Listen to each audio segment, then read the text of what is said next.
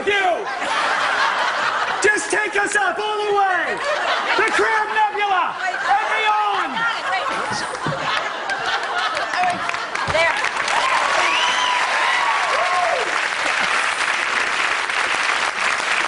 I love space travel. Yeah. Oh, yeah, baby. Come on.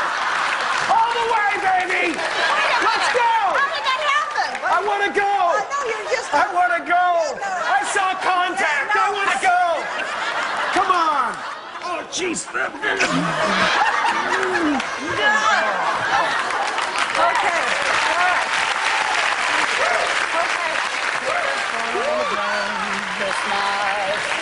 Christmas. Yeah, you've been a real cool little baby. Santa Claus is hanging. Santa Claus is hanging. Santa Claus is hanging round there.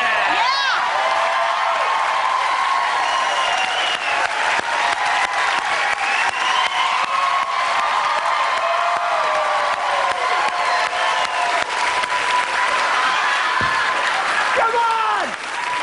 Go! Go, baby! Make it happen! Adjust retro rockets! Engage boosters! Oh, God. Wow. I love a good holiday song. Yeah.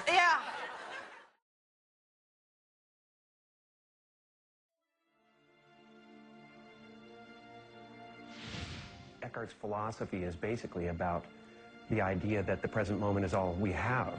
It's all there is and all there ever will be. And most of us live trapped or lost in the movement of thought. Sometimes I've spent 2 hours of my day thinking about one person I resent, you know, and going through orations and, you know, if he ever says this, I'll say that, and all of those things. And you go, I find myself now when I get caught up in something like that, becoming conscious suddenly and going, oh, wait, I'm here.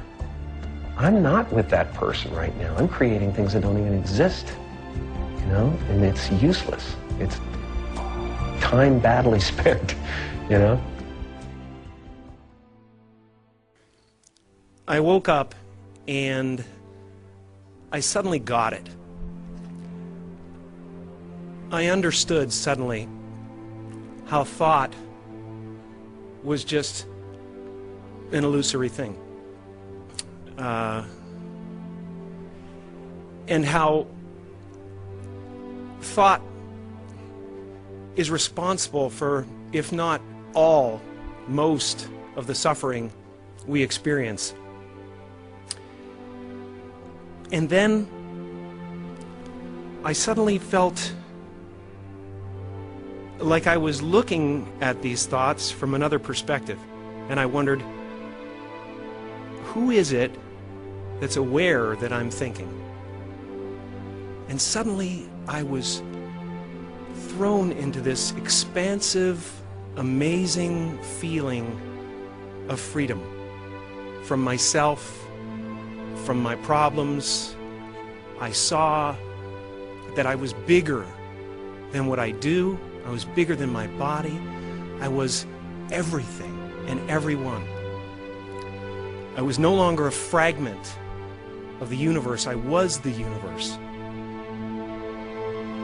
It is exciting what's happening. It is exciting because there is an audience for it. I'm the audience for it. I know it. If I could watch this stuff 24 hours a day on my computer, on my television, that's where I'd be, because it's ideas, and ideas are working.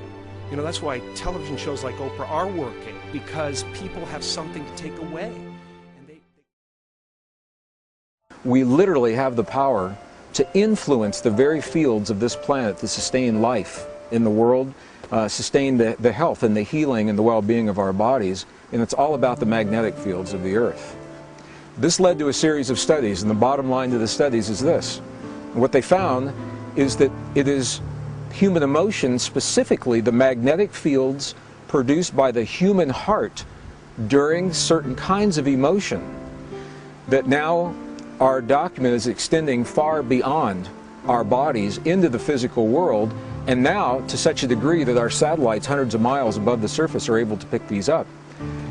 This has led to a number of studies now showing that when a certain number of people come together and they choose in a moment of time to create a precise emotion in their hearts, that emotion literally can intentionally influence the very fields that sustain the life on planet Earth. These fields are now implicated in everything from the immune response of humans throughout the planet, climate, weather patterns, cycles of war in peace, our ability to solve problems, our cognitive abilities.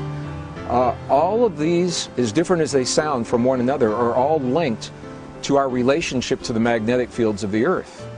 So what makes this so beautiful is every human on the planet is linked to the field, but not every human on the planet has to be consciously aware of their relationship to benefit from what a relatively few number of people come to understand.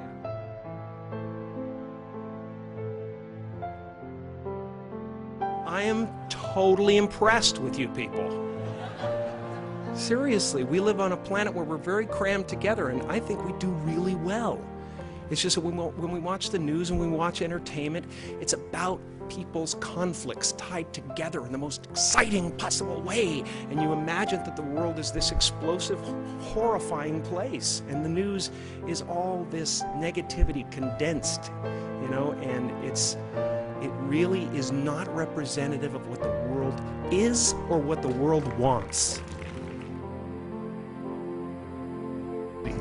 The greatest gift of the Creator was to give each of us our free will, to be able to decide how we're going to navigate through the lessons of our own evolution. Your mind is the universal mind, and the only way you access that universal mind is in the now. It's never going to be in the future. Negative experiences will repeat for as long as they remain useful to you. Well, then you have to say, what does useful mean? If something pisses you off, then you're getting use out of it because it's creating an emotional reaction. So if you can learn to have this ballet dance of karma, where experiences move through you without getting stuck to you, and you bless, and you release, and you forgive, and you accept, and you love, then more and more, those experiences won't repeat anymore because you're not going to get any value out of them. They won't have a catalytic value for you. So the focus that you hold in your life determines how your reality turns out. And I'm sure everyone on this stage is living proof of the fact that you can intend an entirely different life for yourself. But at least I know where I want to go. And I want to take as many people with me as I possibly can, because the feeling is amazing.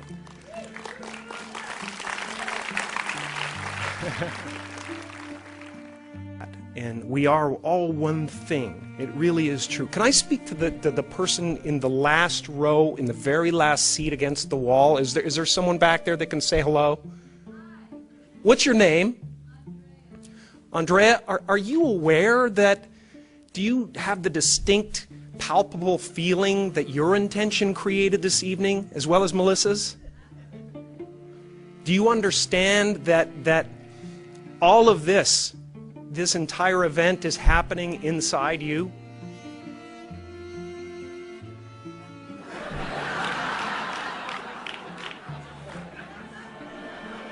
Well, just try to feel it for a second, because it's a trip, man. Some people go to the Super Bowl. I am the Super Bowl, man. I swear. My friends are all going, did you see that play? That was great. I'm like, yeah, but the energy coming out of me right now, man, is unbelievable. I'm just sitting there. I'm the stadium. I'm the vendors outside. I'm the crack dealer on the corner. I'm everything, man. There's no end to it, and it's so much fun. It's so much fun. So I hope you can feel that, and I hope you understand that you are one of the creators of this evening, that your intentions and your desires created this evening as well. And then I hope you are able to ask yourself, why did I get such a crappy seat? And be okay with it. I mean, you're in the last row, in the last seat. And yet you created this.